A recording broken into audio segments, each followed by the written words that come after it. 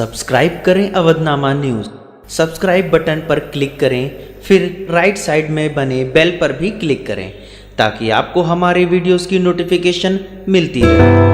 International women's day के अवसर पर अवधनामा द्वारा आयोजित एवं रोजीज पैराडाइज द्वारा प्रायोजित खतीजा डे के प्रोग्राम में जस्टिस शबीहुल हसनैन एवं इंटीग्रल यूनिवर्सिटी के चांसलर प्रोफेसर सैयद वसीम अख्तर ने अपनी अपनी फील्ड में उत्कृष्ट कार्य करने वाली महिलाओं को प्राइड ऑफ विमेन अवार्ड से सम्मानित किया।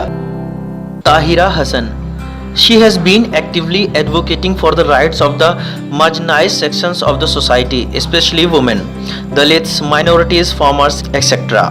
For the past 20 years, the focus of her social struggle has been to create awareness among the affected sections as well as try to provide a voice to their grievances through movements. She has also been working as a social worker for the past 20 years in diverse fields to create social political awareness and participated in over 500 debates on national and regional news channels.